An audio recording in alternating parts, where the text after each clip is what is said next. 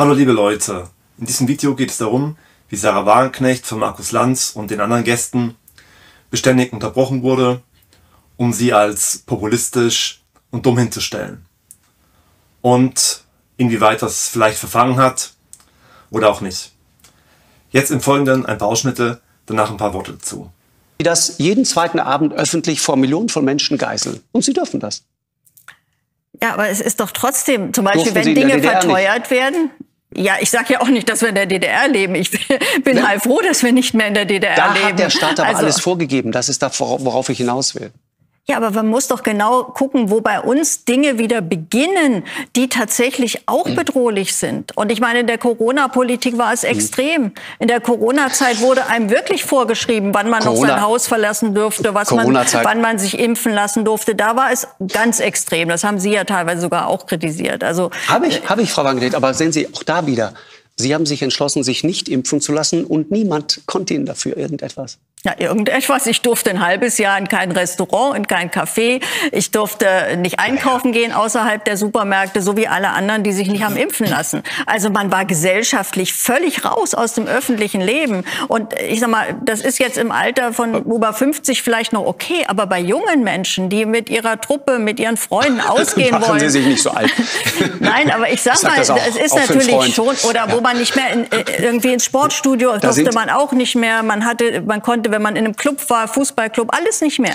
Also das war der drastischste Eingriff. Das war heftig und ich möchte nicht, dass sich das nochmal wiederholt. Also ich meine, wir haben das nie aufgearbeitet, bis heute nicht. Und dann wählt man was anderes, wenn man das nicht möchte, schlicht und ergreifend. Ja, zum Beispiel haben viele Leute deswegen die FDP gewählt, weil sie das nicht mehr wollten. Dann kriegten sie die Ampel und dann kam 2G bundesweit. Also lass uns nicht über Corona sprechen. Das wird Sie jetzt natürlich nicht überraschen. Das klingt ja auch so durch aus dem, was Sie so sagen, dass Wähler der Linken, aber auch der AfD überproportional oder mehr Angst vor der Zukunft haben als jetzt Wähler der Grünen und der FDP zum Beispiel. Das sieht man ja auch an ihren politischen Positionen. Also eigentlich, was Sie wollen, ist, dass alles so bleibt, wie es ist.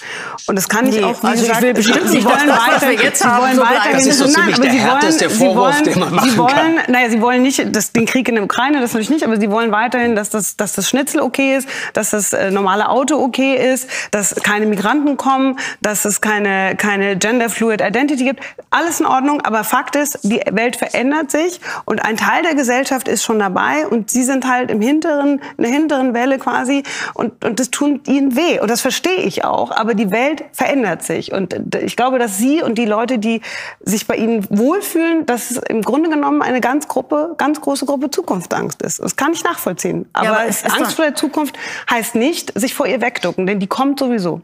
Ja, aber es gibt doch nicht die Zukunft. Es gibt verschiedene Zukunftsmöglichkeiten. Aber was wünschen Sie sich denn? Sie wünschen sich doch, dass die Zukunft genauso ist, wie Sie gerade beschrieben haben. Schnitzel bei Aldi, kein E-Auto, keine Migranten. Eigentlich wollen Sie ewig 1995. Also eigentlich wünsche ich mir sowieso Was war das? 1995. Ewig 1995. Immer das Auch Gleiche. Ein schöner Buchtitel fällt mir gerade ein. Ja. Also auch damals war Deutschland schon ein Land mit ziemlich großer sozialer Ungerechtigkeit. Sie haben doch selbst gesagt, Sie haben Angst vor der Zukunft. Wenn die Ampel so weitermacht oder wenn die nächste Regierung die Politik der Ampel fortsetzt, dann habe ich große Angst vor der Zukunft unseres Landes, weil ich sehe, dass unsere Industrie kaputt geht, dass unsere Wirtschaft den Bach runtergeht. Selbst wenn, also ich bin nicht Parteimitglied der Grünen, aber selbst wenn einem die grüne Politik wehtut, Fakt ist, dahinter ist der Klimawandel. Und einfach sagen, ich möchte aber weniger arrogant behandelt werden dafür, dass ich mich nicht verändern will, das geht nicht. Wir müssen uns alle verändern. Die Frage ist doch, welche Veränderung sinnvoll ist. Also das, was wir zurzeit machen, das, was Habeck zurzeit macht an Politik, das bekämpft den Klimawandel überhaupt nicht. Im Gegenteil. Also der Beitrag zum Beispiel dieses Heizungsgesetzes. Richtig, aber Schnitzel und normales Auto bekämpft das auch nicht. Ja gut, beim Schnitzel ist ja wohl eher die Frage, wie die Schweine vorher gehalten wurden, als ob man das Schnitzel isst. So, und da ist ja auch ein völliger Widerspruch. Also zum Beispiel, wenn wir über Massentierhaltung reden. Also diese Regierung verhandelt über Freihandelsabkommen mit dem Mercosur. Das bringt ganz billiges Fleisch nach Deutschland.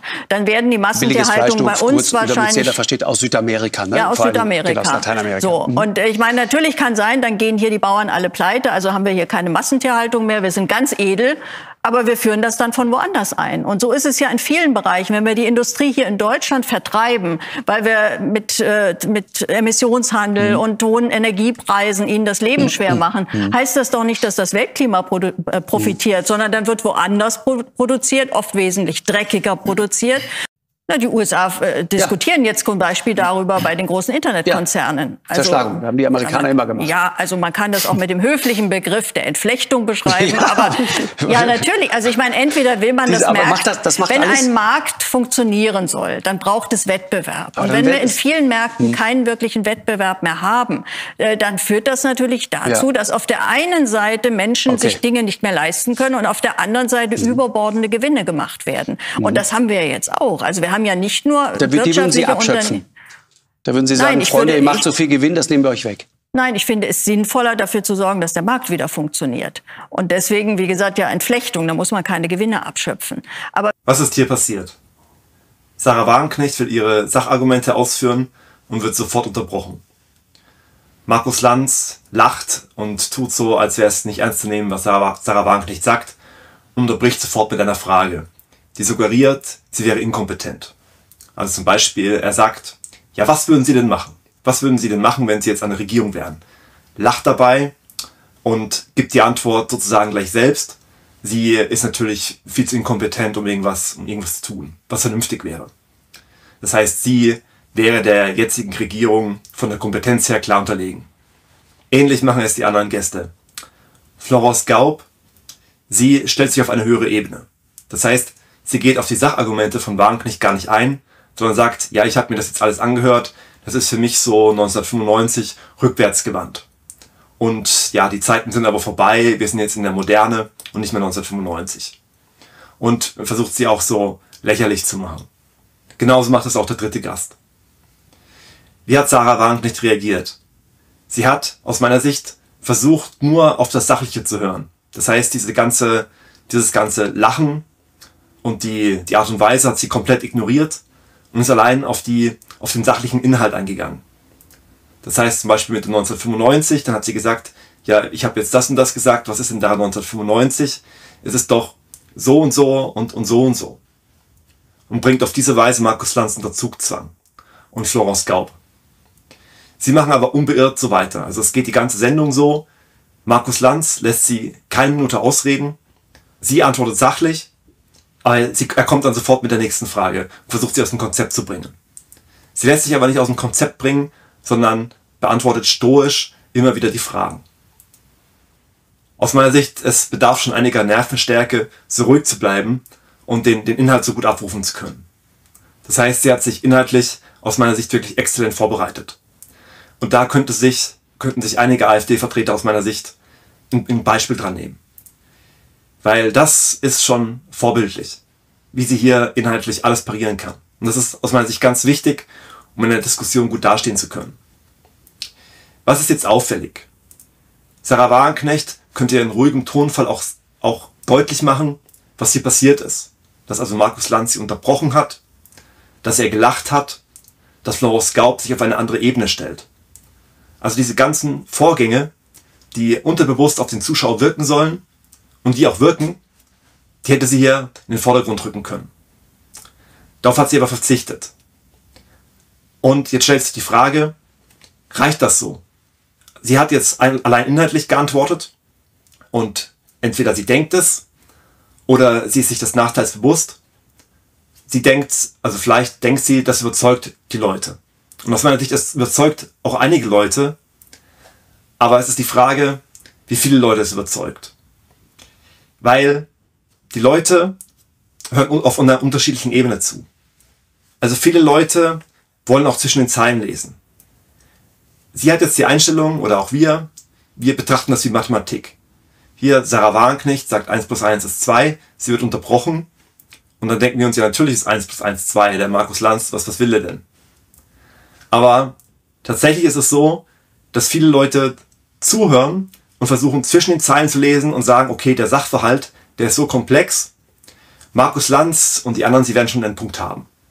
Das heißt, es ist jetzt Aussage gegen Aussage und es wirkt dann so, also das versuchen ja Markus Lanz und die anderen Gäste zu vermitteln, sie versuchen Sahra Wagenknecht zu framen. Und wie machen sie das? Sie stellen eine innere Einstellung zur Schau, die aussagen soll, ich halte Sahra Wagenknecht für inkompetent. Und sie setzen darauf, dass die Zuschauer das lesen. Das heißt zum Beispiel, indem jetzt Markus Lanz lacht während Sarah Wagenknecht redet, sie immer wieder unterbricht, möchte er zur Schau stellen, ich halte Sarah Wagenknecht für inkompetent und er redet Unsinn und deswegen muss ich sie unterbrechen. Oder sie redet um den heißen Brei herum, sie lenkt vom Thema ab, sie kommt nicht auf den Punkt, ich muss sie unterbrechen. Das möchte er suggerieren. Und Florence Gaub möchte suggerieren, ich denke jetzt, Sarah Wagenknecht, ja, sie ist rückwärtsgewandt. Sie ist populistisch und rückwärtsgewandt. Und es geht hier gar nicht darum, dass sie jetzt die Zuschauer argumentativ davon überzeugen will, sondern der Trick hierbei ist, dass es aufs Unterbewusstsein wirken soll, dass der Zuschauer glauben soll, dass sie glaubt, dass Sarah Wagenknecht eine Populistin ist und dass Markus Lanz glaubt daran, dass er wahrhaftig daran glaubt, ehrlich daran glaubt, jetzt Sarah Wagenknecht unterbrechen zu müssen. Und die Leute auf das Inhaltliche gar nicht mehr so achten, sondern hier zwischen den Zeilen lesen wollen. Das ist überhaupt aus meiner Sicht der Haupttrick, wie die Propaganda funktioniert. Und es ist eine sehr ausgefeilte Propagandastrategie, die sehr wahrscheinlich seit 150 Jahren in den USA angewandt wird und sich dann in Europa ausgebreitet hat. Diese Propagandastrategie setzt darauf, dass die Leute sich nicht mit den Inhalten auseinandersetzen wollen oder auch zu wenig Zeit haben und sie deswegen versuchen, zwischen den Zeilen zu lesen. Also sie versuchen herauszulesen, okay, wir haben jetzt hier Markus Lanz, wir haben jetzt hier 4:1. Sie alle denken, Sarah Wagenknecht ist inkompetent, sie nehmen sie nicht ernst, also werden sie schon recht haben. Also auch wenn ich jetzt den Inhalt, gut, es mag jetzt vielleicht mir logisch erscheinen, was Sarah Wagenknecht sagt, aber ich kann das ja gar nicht durchschauen. Die Inhalte sind so komplex, ich kann das ja gar nicht durchschauen. Wenn die 3 Leute meinen, Sarah Wagenknecht ist bescheuert, sie ist inkompetent, dann wird es schon stimmen. Und es wirkt auch aufs Unterbewusstsein. Also es geht am Oberbewusstsein vorbei ins Unterbewusstsein, dass man registriert, okay, wir haben jetzt hier 3 Leute, die halten Sarah Wagenknecht für inkompetent. Das ist die Mehrheit, das ist hier 3-1. Und es wirkt psychologisch ganz stark, dass hier eine Mehrheitsmeinung gegen eine Minderheitsmeinung ist. Also Sarah Wagenknecht wirkt wie eine Außenseiterin. Und jetzt stellt sich die Frage, ist sich Sarah Wagenknecht dieses Problems bewusst und nimmt sie es in Kauf, weil Sarah Wagenknecht kann ja sehr bedacht reden. Und sie könnte natürlich sehr wohl darauf eingehen, also sie hätte sehr wohl die Möglichkeit dazu, hier auf den Punkt zu bringen, was Markus Lanz und was die anderen machen, dass sie unterbrochen wird, dass sie geframed wird. Das heißt, sie könnte das thematisieren. Das würde aus meiner Sicht Markus Lanz und die anderen Gäste völlig zerstören. Wenn sie zusätzlich zu den Sachargumenten noch darstellt, was Markus Lanz und die anderen machen. Aber das Problem hierbei ist, wenn sie Markus Lanz und die anderen effektiv zerstört, vor dem Publikum eben dieses Framing zunichte macht, indem sie es offen thematisiert, dann wäre sie zu stark, dann würden die Öffentlich-Rechtlichen sehen, okay, Sarah Wagenknecht gewinnt hier auf ganzer Linie, wir können sie nicht mehr einladen. Wir sehen ja, AfD-Vertreter werden nicht eingeladen, auf wundersame Weise wird Sarah Wagenknecht eingeladen, obwohl sie ja sehr gut argumentieren kann, was ja den Öffentlich-Rechtlichen, wenn sie ihre Einheitsmeinung verbreiten wollen, das müsste ihnen ja ein Dorn im Auge sein. Es ist natürlich so, dass Sarah Wagenknecht sich auch ein Bein gestellt hat, inhaltlich, indem sie sich aus meiner Sicht bei dem Ukraine-Konflikt, beim Ukraine-Krieg, sich in vielen Bereichen auf den Mund gebissen hat, was die Vorgeschichte angeht. Sie nicht offen thematisiert hat und viele Leute darüber nicht Bescheid wissen. Das hat natürlich den Nachteil, wenn die Leute sozusagen eine andere Glaubensrichtung haben, also denken, Russland ist der Dämon, dann wirkt es natürlich sich negativ auf die Sicht auf Sarah Wagenknecht aus. Das heißt, das ist ein Punkt, der Sarah Wagenknecht schwächt. Es ist aber hier zu bemerken, dass sie jetzt sehr stark nachgelegt hat auf ihrem Kanal mit einem wichtigen Video zu Nord Stream.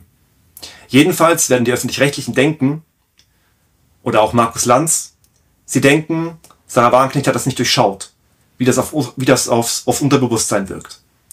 Dass das Framing, auch wenn sie scheinbar argumentativ gewinnt, dass sich ins Unterbewusstsein einpflanzt und sie hier verliert, weil es 4-1 ist und sie sich gegen das Framing nicht thematisiert und es dadurch ins Unterbewusstsein durchrutschen soll, weil es nicht im Oberbewusstsein ist. Es könnte sein, dass Sarah Wagenknecht denkt, dass Markus Lanz und die anderen das wissen, dass sie denkt, dass die anderen denken, sie gewinnen, Sie aber denkt, sie gewinnt durch die Sachargumente. Weil was hier natürlich auffällig war, ist, wie ruhig Sarah Wagenknecht geblieben ist. Also, dass sie sich überhaupt nicht hat verunsichern lassen. Und aus meiner Sicht, das ist tatsächlich sehr stark gewesen. Und es braucht wirklich sehr viel Nervenstärke, das so abrufen zu können, wie es Sarah Wagenknecht gemacht hat. Das heißt, vielleicht ist es so, dass Markus Lanz und die anderen gedacht haben, sie könnten sich schon etwas mehr aus dem Konzept bringen. Also sie könnten mehr Chaos in das Ganze bringen und sie dann leichter framen. Aber Sarah Wagenknecht hat stoisch, ist wirklich auf jedes Sachargument eingegangen und hat in Ruhe geantwortet und hat durch Kompetenz bewiesen. Was vielleicht die anderen nicht dachten, dass sie das so schaffen kann. Weil aus meiner Sicht konnte Sarah Wagenknecht das hier tatsächlich gewinnen. Auch wenn natürlich vielleicht es nicht bei allen Leuten geklappt hat. Also halt viele Leute, die sich intellektuell überhaupt nicht bemühen und nur zwischen den Zeilen lesen, da hat sie vielleicht trotzdem verloren. So unglaubwürdig das klingen mag. Aber es hängt von der Psychologie der Leute ab. Also jeder Mensch ist anders. Und es ist die Frage hier, wessen Spekulation aufgegangen ist. Ob die Öffentlich-Rechtlichen, ob sie recht haben, dass es trotzdem funktioniert, auch wenn Sarah Wagenknecht inhaltlich gewinnt, allein durch das Framing, oder ob Sarah Wagenknecht gewinnt. Das heißt, sie beide wollen sich im Grunde gegenseitig reinlegen. So scheint es mir.